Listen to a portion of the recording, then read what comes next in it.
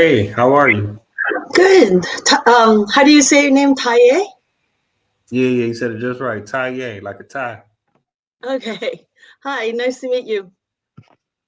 Nice to meet you too. I really appreciate you taking out the time to stop by. This is definitely an honor. I look forward to hearing about, some of the amazing work that you have done. Sure, I'm very happy to be here. All right, all right. For the viewers who may not recognize you, let them know who you are, definitely where you from, and what do you do?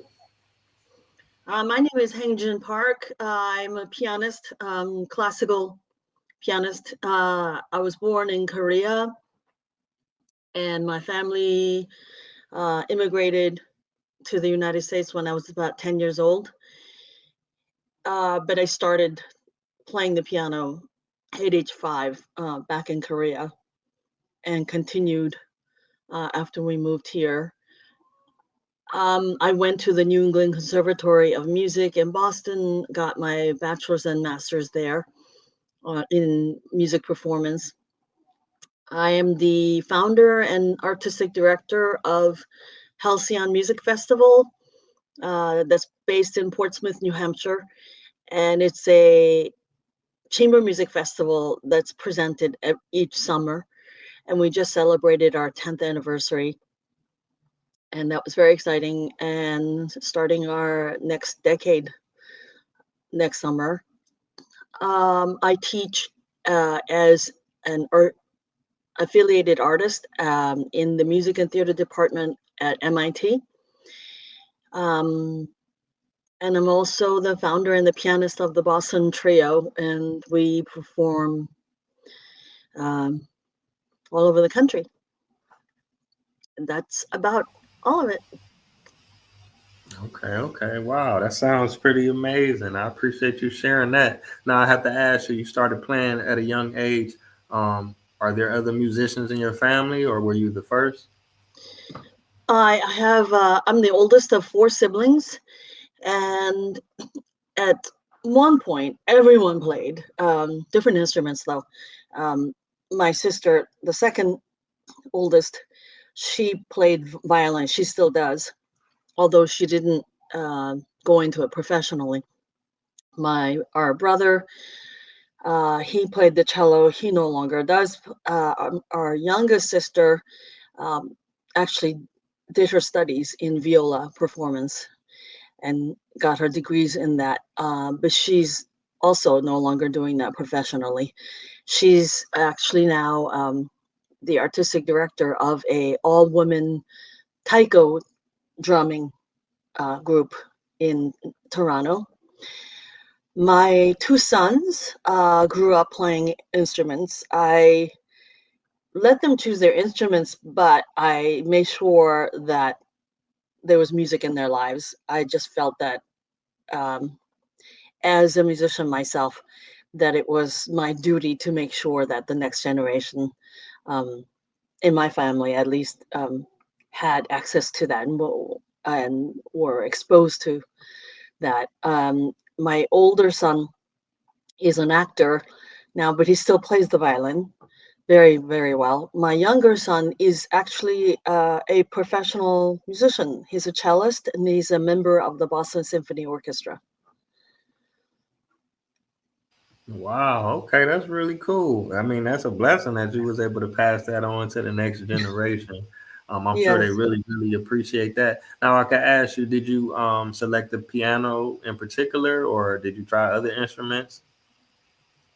I was drawn to it initially when I was 5. I saw a cousin of mine, a first cousin of mine, playing. She was about a year older than me, and she had been playing about a year, and she was very gifted. And I mean, she was still playing pretty elementary stuff, but still, I was just just astounded and uh, in awe of it. And I said to my parents, I want to do that. And my mother said, well, you, you don't just play, you have to practice. And I didn't realize what was involved in in the rigor and the discipline that it takes. I was a little kid, so I just thought that looks like fun, you know. But then I learned pretty quickly after that you actually have to put in the hours every day, which or at times was not easy. Um, yeah, and when I was later, after our family moved to the States, I did dabble a little bit in other instruments, but never seriously, nothing like the piano. It was sort of a novelty, you know, just in junior high school, you could pick up. I did pick up the oboe for a little bit, bassoon for a little bit, so that I could play in the band. But I didn't really practice and I didn't have lessons in it. So no, nothing came close to oh, the intensity of what I was doing at the piano, and have done ever since. Okay, okay. Now I would like to know this: what type of music did you listen to growing up, and even now, do you listen to a wide variety of music, or do you kind of listen to the same style of music that you play? Um, well, I have to admit that I'm quite ignorant when it comes to other genres of music. I love listening to jazz when I really want to just chill out. Um, but I'm a classical music nerd. What can I say? I grew up learning that repertoire, listening to that repertoire, and now I've been teaching that repertoire and working in it. It's sometimes though it's not easy to relax listening to it because I get so focused in it that I start being critical and I can't uh, really truly just zone out and relax with it, you know. But absolutely 1,000% passionate about it. But if I really want to just have a glass of wine and just relax, then I listen to jazz. I'll listen to Ella Fitzgerald and Louis Armstrong and things like that. But I don't. I'm not that familiar with. I mean, I I've been I've heard other kinds of music. I might even recognize some of it, but I'm not that versed to it. My kids, when they were growing up, I didn't want them to feel like they were restricted to just listening to and playing classical music. So I basically said, you can listen to whatever you want. And so they grew up really feeling very comfortable switching between different genres. And from their rooms, I could hear them listening to hip hop and rap and then Brahms symphonies and back and forth. And they had no trouble going back and forth like that. Um, and they're still like that, even though, you know, my younger son is a professional cellist. They really appreciate other forms of music. So that was a really long-winded answer to your question. No, no, I appreciate it. I appreciate it. Now I can ask you this: you had mentioned the music festival. What inspired you to start that? And for the viewers who may not have had a chance to check it out, what exactly is it about?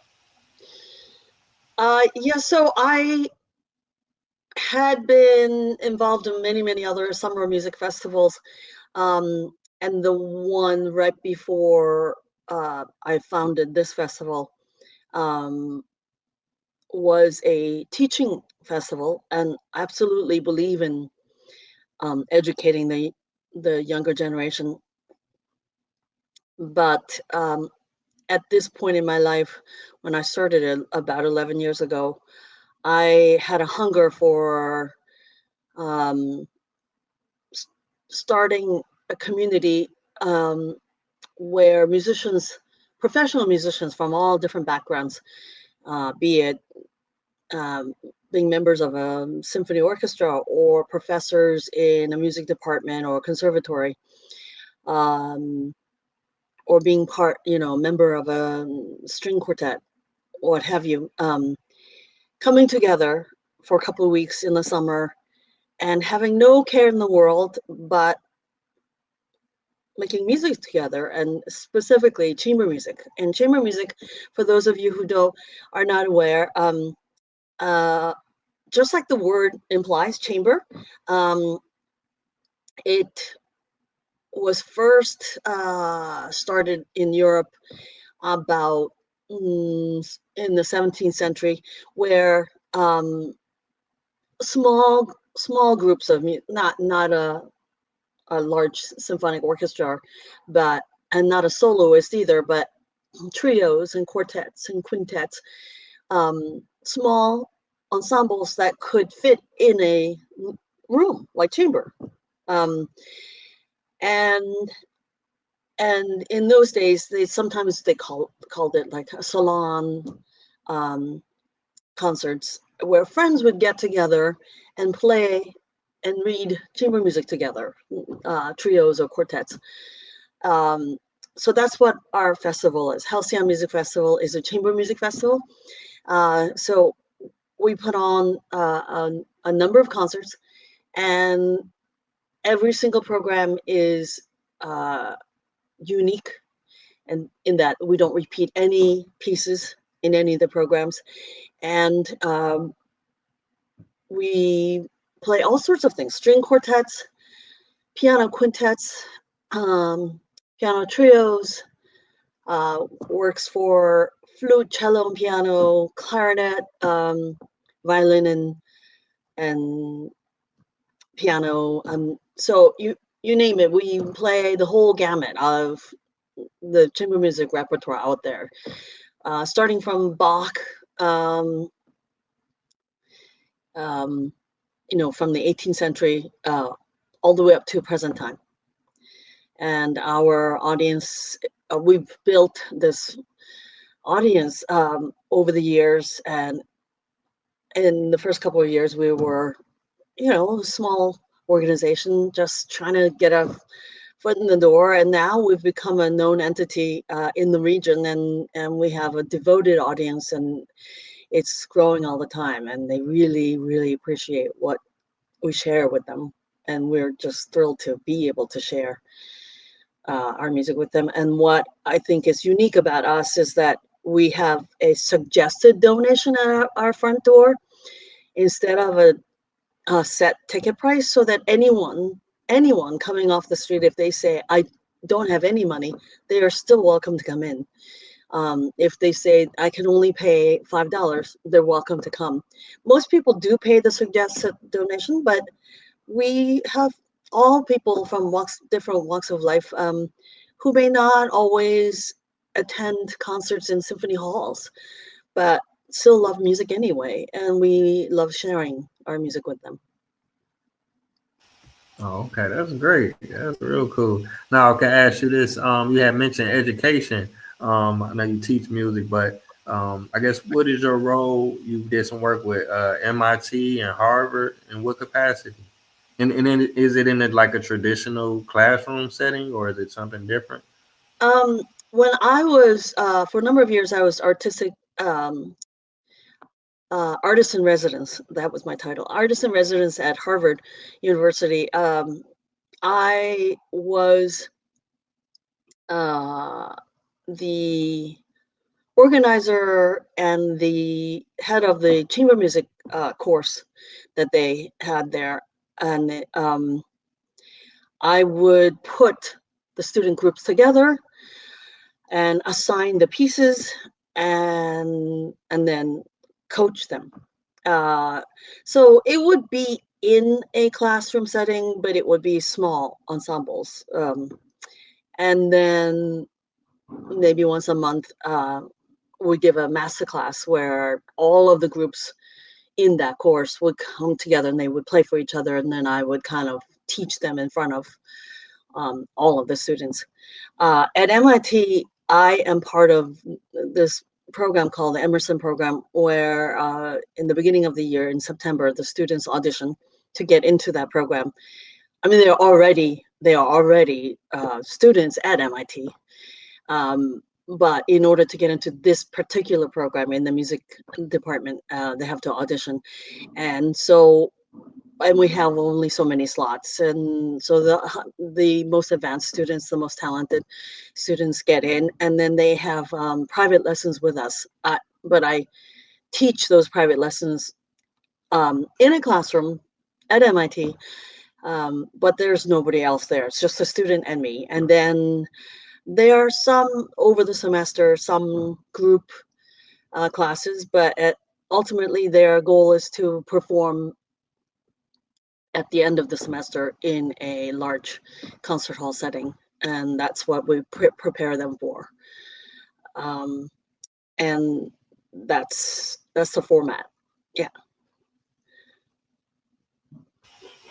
Okay, okay. Now I would like to know this. By you learning how to play the piano since age 5, have you seen a significant, I guess, change technologically?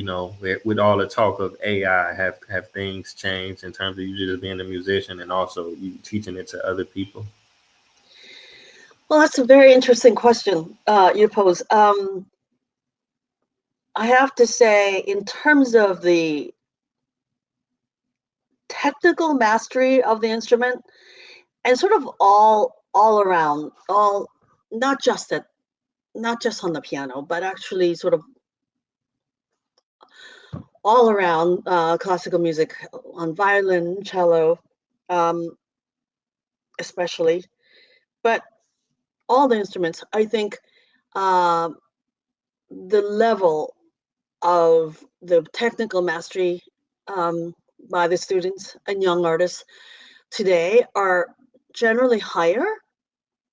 Uh, However, I think I'm of the opinion, and some of my colleagues agree with me, that some of the old fashioned way of playing, the old world, as we might put it, the old European way, uh, has gone out of style, and a lot of people play quite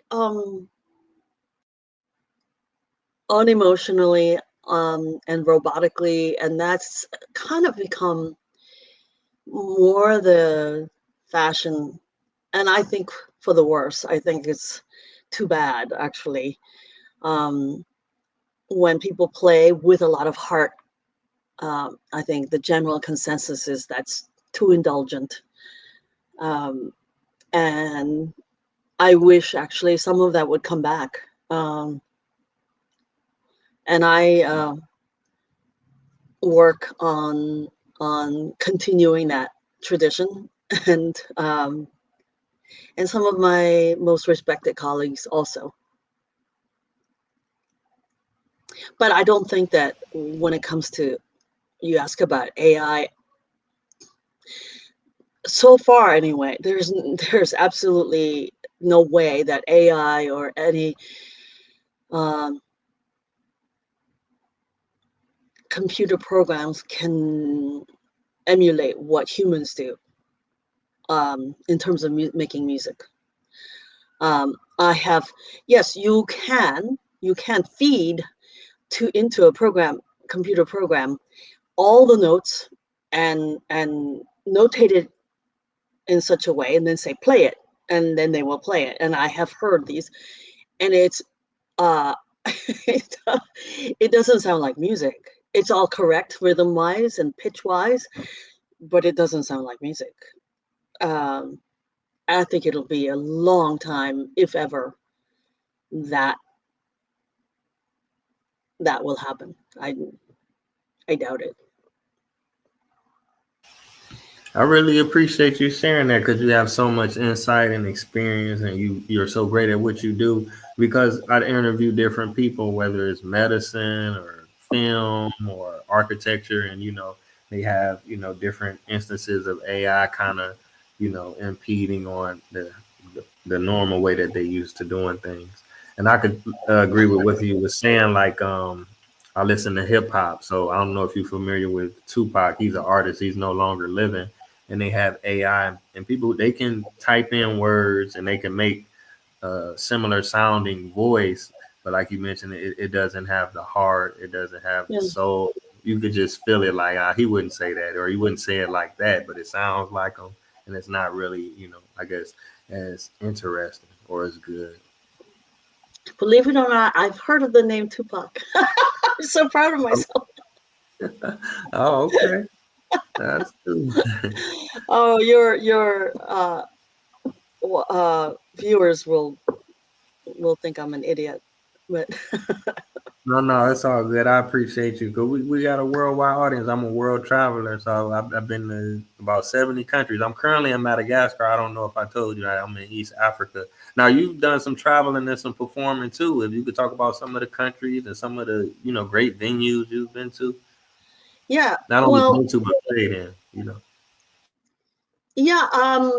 I've been actually back to Korea a couple of times to perform. Um, the Korean classical music scene is insane. No one really has a perfect logical explanation to how it exploded the way it did.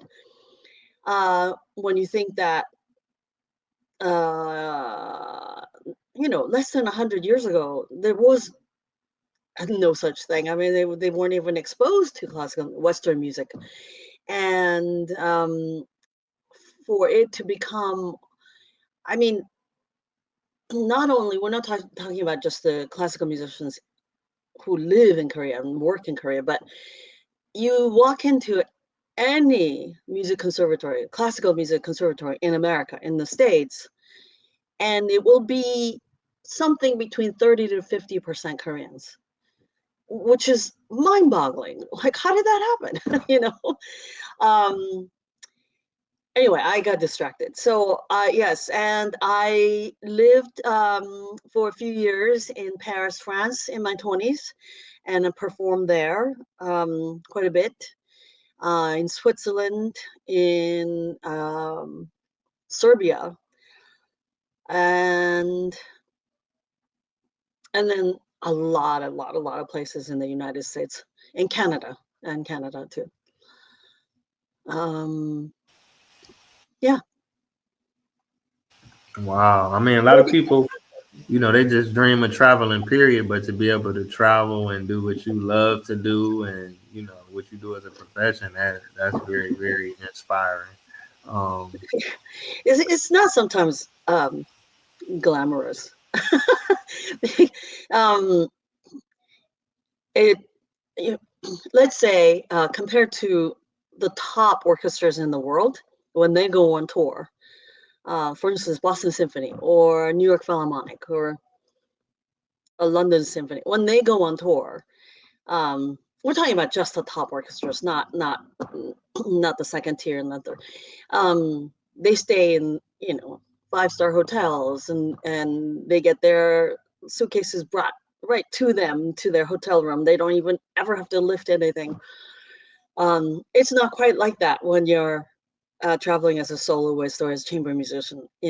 Um, you rent your own car and you drive yourself and you book your own hotel, or sometimes the venue will put you up but with a family, and sometimes that's wonderful because then you get to meet other people, of course.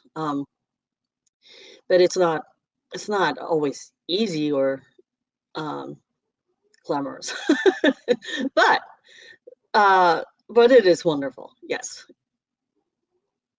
yeah, yeah, that what are makes a you lot of doing sense. in, what are you doing in Madagascar? Um, just visiting. I've been in Africa the whole year, so I've been to about 20 different African countries. So I think I'm gonna live in Africa for a while, but I'm just trying to find the right country because there's so many. Africa has more countries than any other continent. It's almost 60 different countries, and they're very different. They're very diverse. So yeah, I'm just hanging out in Madagascar. It's a beautiful place. The weather is Oh, nice. They got a lot of animals and wildlife and stuff. no, I've heard that. I've heard that about Madagascar. I would love to go there. My husband is an avid fisherman, and I think he would love to go there. Okay, well, keep me updated because, like I say, I plan on being here for a while. This is definitely a place I would live because it's like a lower crime. low cost of living. It's more laid back island vibes. But to your point, like you were saying, when you travel, sometimes people may assume or take for granted, how glamorous it can be. Because sometimes I might be backpacking, but they think I'm on a first class flight. I'm staying in a 5-star hotel. But when I take my picture, say if I go to the pyramid, I'm taking the same picture that, another person is taking. But when they see that picture, they just filling in the rest. You know what I'm saying? So Right, right. Well, that is so wonderful in that you're having these adventures. That's amazing. I've never been to Africa. oh, it's really cool. It's a really cool. It's my favorite place out of all the places I've been. I really enjoy Africa, definitely. Um, okay, now I wanted to ask you this. Now, have you thought about like maybe writing a book or doing a documentary on your life or your musical experience, or even from an educational standpoint? Just teaching. I've thought about writing a book, but um, something always comes up, musically, that I have to deal with. I would need, I would need space, mental space to do something like that, and I haven't found it. I would like to though. This is one of my dreams to do that.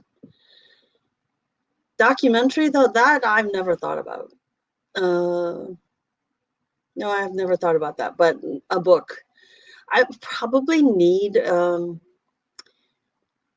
a co-writer who's a professional writer. I mean, I'm a decent writer, but not not great. And so yeah, so I probably need someone to co-write it with me. But uh, yeah, it's something I think about.